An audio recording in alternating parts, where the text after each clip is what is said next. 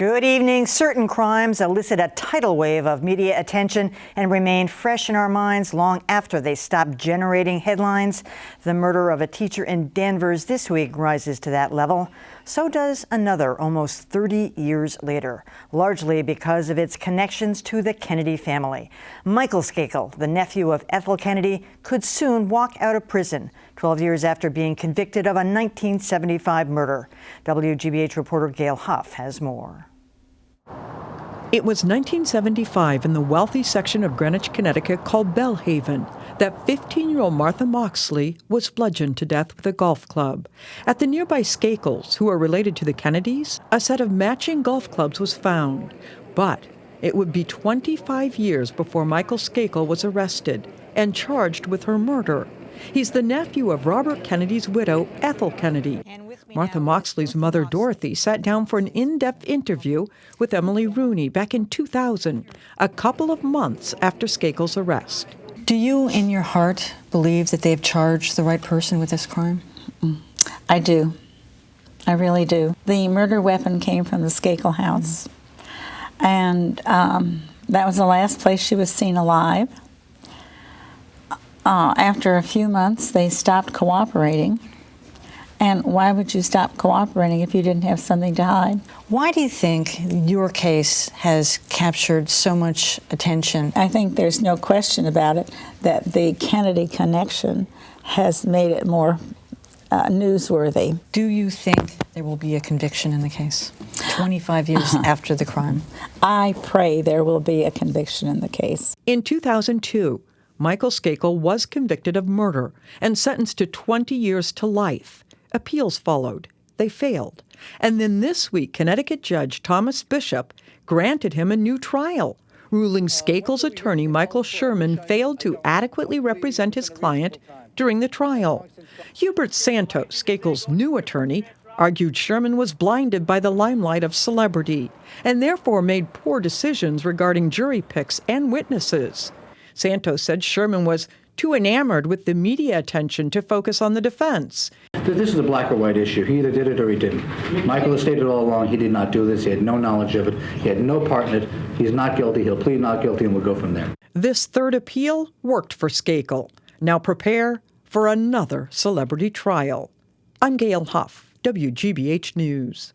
Well, my first guest has represented several high-profile clients on appeal. Alan Dershowitz is a Harvard law professor and author of the new book, Taking the Stand. Welcome, Alan. Thank you. Well, you've written a lot about this incompetent or ineffectual attorney, but in this case, the judge is going so far as to say that Mickey Sherman didn't even raise reasonable doubt, that he brought into the trial confessions, or I should say testimony of a dead man, somebody who took a deposition and several things like that. So he really went through it line by line. Why did it work in this case and not on the two other appeals? Well, I suspect that this judge had some real doubts about the guilt of the defendant, and he used the ineffective assistance of counsel as a vehicle to reverse a conviction that he thought should have been reversed on the ground that there was actually reasonable doubt. Look, there are thousands and thousands of people in jails all over the United States today who had worse representation than in this case. Not to mention reasonable doubt. A lot of lawyers don't mention reasonable doubt. You want to say your client's innocent. You don't want to argue reasonable doubt. You want the judge to instruct on reasonable doubt. That's not a legitimate ground for reversal. Second-guessing a lawyer is a very easy thing. And what I worry about, because I also have my doubts about whether or not Skakel was guilty, what I really worry about is this is not the best ground on which to reverse a conviction.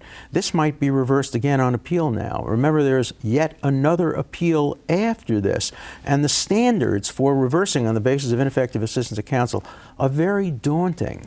And this case may not be over. One of the things, I read as much of the 136-page finding as I could. But this judge, to your point about he being skeptical about the outcome, wondered why Michael Sherman didn't bring more question about Tommy Skakel, which was the brother of Michael Skakel. And apparently there had been some flirtatious episode that night between the two of them. And as the theory goes, Michael was jealous about that, and that's why he killed her. But he said, no, the finger should have been pointing all along at the brother. You know, judges, with all due respect, have no idea what is going on in the mind of the defense attorney or the defendant. Defense attorney may have known certain things. I'll give you a hypothetical. Just a hypothetical, didn't happen in this case. Let's assume the client confesses to the defense attorney and says, I did it, but I still want you to defend me. Then you look at the trial record and you say, my God, why didn't he do this? Why didn't he do that? Well, maybe he couldn't for ethical reasons. Maybe he knew something. So I think you have to be very careful reversing a conviction based on ineffective assistance of counsel, because you don't know what the defense attorney was thinking, what constraints there may have been on him. Maybe he was instructed by his client, don't involve my brother. This is a very, very difficult case to make, ineffective assistance of counsel. And if I had to make a prediction, I would say there's at least some chance that it might be reversed on appeal. Now, maybe an appellate court will also look at the facts and say, it's just not enough here. You know, the fact that it was the last person to be seen, the fact that they didn't cooperate, those are just inferences. That's not proof beyond a reasonable doubt.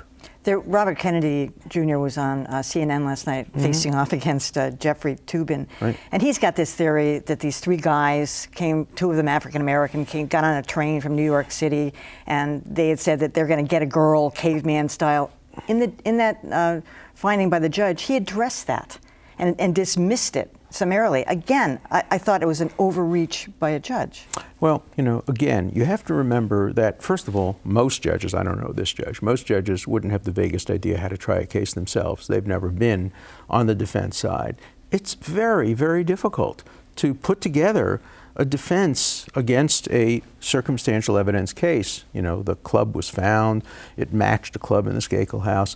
And the idea of a judge sitting in judgment 11 years later and saying, well, if I were the defense attorney, I would have done it this way, I would have done it that way.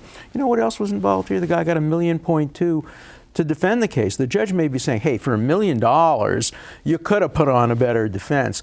What about the guy who can't pay anything to his lawyer and gets a public defender?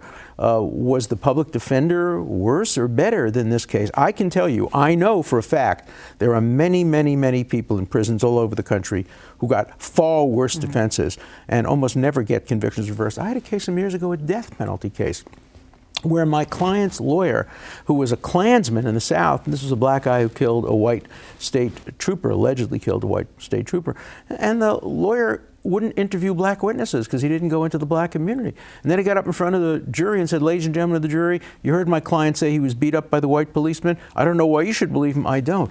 And the court said that was not ineffective assistance of counsel. We ultimately saved his life, but courts are very reluctant to find ineffective assistance of counsel. And so I wonder if this verdict will survive further appeal. Can it be used as a ruse also? You remember, of course, the famous Emerald case, and that was eventually found to be ineffective attorney, and it was Joe Bolero, for heaven's sakes. And Joe kind of went along with it. Right. It's almost like he fell on his sword. They ended up getting Jamie Sultan. The conviction was overturned. Is that the case this time with Michael Sherman? Is he upset about this? Well, Mickey Sherman did say that he was pleased that there was a reversal of the conviction. That's what you're supposed to say. When you're a defense attorney, your first interest is in your client's welfare. I can't imagine, though, that Mickey Sherman is happy about this indictment, 100 and some odd pages, going through and performing an autopsy, essentially, on his trial representation. Not going to be good for business, obviously, either business as a lawyer or as a television commentator. But it also raises another profound question. Mickey Sherman had one major famous case. He lost it. Now he's been found ineffective assistance of counsel. Yet he's still a talking head on many television shows. How do you become a talking head? What makes you an expert on the law? And I have to tell you, the criteria for most stations are you good looking? Can you talk quickly? There's no evaluation of how much the people know about the law. And I think the American media, particularly television, misinforms the American public by using many of the wrong people as talking heads about our legal system. He also did a year in jail. We should say that after that trial. Just quickly, do you think that there's a chance that this will just be the end of it? Forget the appeal. No. We'll just say, he's out, he's gone, we're not going to retry it. Look, that would make a lot of sense. He served 11 years. This is a case that's many, many years old. I doubt it because he was related to the Kennedy. Bad things happened, good things happened, bad things happened, maybe good things will happen.